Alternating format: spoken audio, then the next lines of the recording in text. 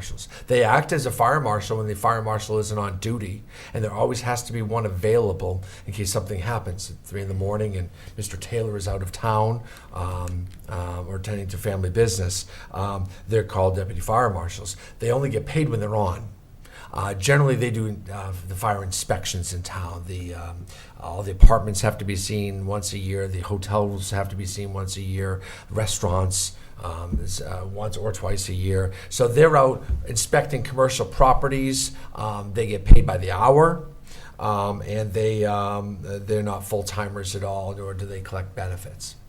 They're hourly employees, and they're kept well under the. I think we have a 28-hour full, designated as full time. 30 hours is full time. So none of them collect benefits for that. Mr. Rando asked if Dick Morris is still on the payroll. Absolutely not. He's also resigned as a harbor master. He was a harbor master, which is a governor appointment, and he's resigned from that. We have a new harbor master. I don't know if that was in your packet. It was. Yeah, it was. Yes. And why don't I put that on the record that the Governor Malloy sent us a note saying that Ronald L. Johnson of 11 Town Road, Niantic, Connecticut, has been named the fire marshal with a term beginning September 27th. Harbor master. What did I say? I think it's a farmer. Oh, boy. I think it's a harbor master. A harbor master. It's a harbor master. The term ends July 1st, 2021. Mr. Morris is fully retired, and there's no ball field being built on state property. That happened over 10 years ago. There was a discussion about it. There's no funding for it or a need for it right now. And while the Parks and Rec Commission would love to have another field, and we could spread the kids out a little bit, it's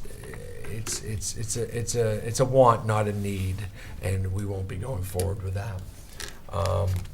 Costco is coming to town. I heard there was some nasty rumors out there that they weren't. They paid their building permit fee. The check also cleared, and I did check, and it's a significant check. And that's really all I have. A public forum. I can, Mr. Schultz, I can sit down with you. I can invite anybody that you know that would have questions on it. I'll tell the board this, that I'm working a majority of my time, maybe since midsummer, on a new health insurance plan. We are self-insured, as you know, and as the claims go up, and in insurance there's frequency, number of claims, the number of pieces of paper going in, and then the severity. It's how high each claim is on average, and both have gone up dramatically.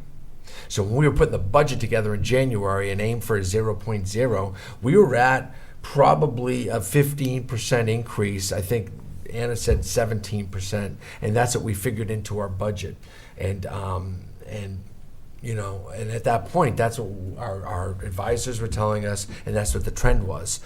The fourth quarter of our fiscal year, April, May, and June, we saw a significant spike in claims, which and we were already trending, but then we spiked up, and that brought our claims to a higher amount. The 28% that we're collecting is to build a reserve.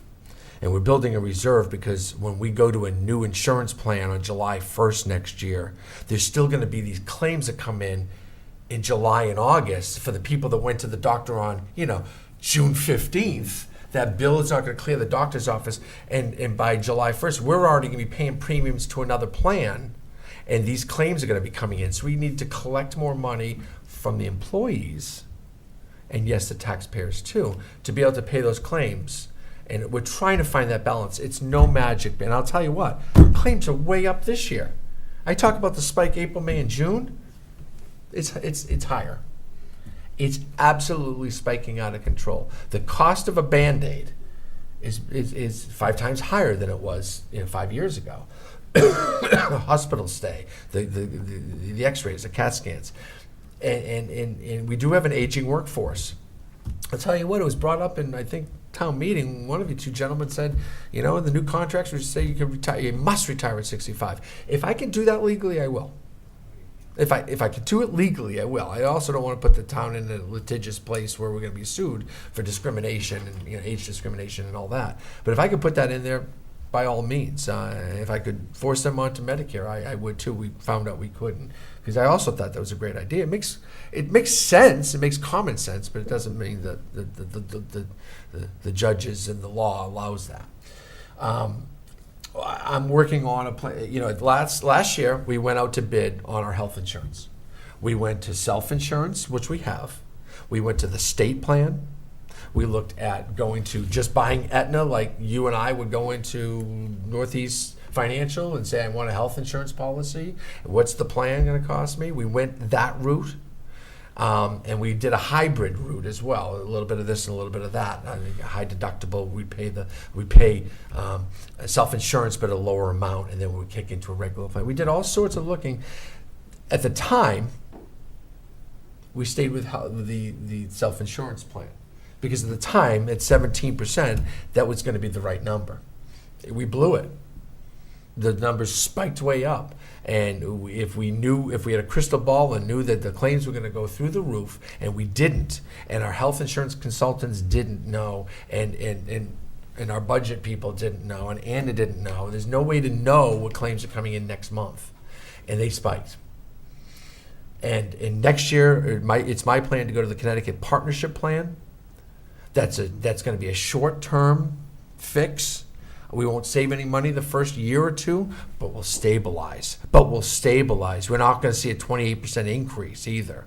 And then by the year maybe 2 and maybe 3, we should actually see some savings from that. We got to be paying off those claims, those late claims first. And I'm not sure we're going to raise enough money this year to pay all those claims that are coming in after July 1st. So I think whatever savings we have going to the other plan is going to be eaten up by the IBNR, incurred but not received, which is the bills that are going to come in. And those bills can last 6 months, a year. Someone has some major cancer bills or whatever, and they're in the hospital in June. We're not going to get all those claims, all those bills from all those doctors and all those labs for months. And if you've been in the hospital, if you had procedures, that's how it works. But we're doing our best. It is crazy, and it is costing the taxpayers tons of money. We need to get the health insurance in line. It has gone up dramatically. And I'll tell you what, this Connecticut plan is not the answer either. It will be for a couple of years, but all the towns are jumping in on them. Now, a town like ours with really bad claims experience, they have to accept. It's like the Connecticut auto pool, you got 5 DWIs and you go in, they got to insure you anyway. You're a bad risk. We're a really bad risk for health insurance. They're going to lose money on us, but their charter and their rules say they have to take us. So off we go. But how many towns are like ours that they're experiencing bad risk? And they all are. I go to all these meetings. They do. They have bad risk and they have bad claims experience. If we all dump into the state plan is just going to go up in price. So eventually, we're going to have to find another plan to get out of it. Or the next governor, whoever he may be, will have to put in some controls and some measures. So then the next president to fix the Obama plan. But there has to be some fixes to health insurance in America.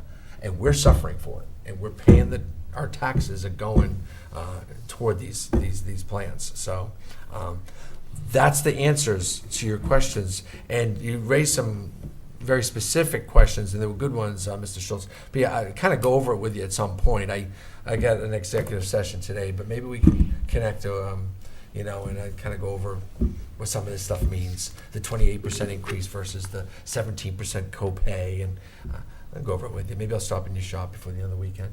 You can be around? You don't want to do that. Stop at your shop? Make an arrangement with you. Okay, maybe come in Friday or something. That- I get it, okay. It's like walking in around the gun, you can't talk. I never get a word in edgewise, Okay. Move to executive session. I'll move to enter to executive session for the purpose of discussing real estate matters. Second. Okay, and we're gonna go in with no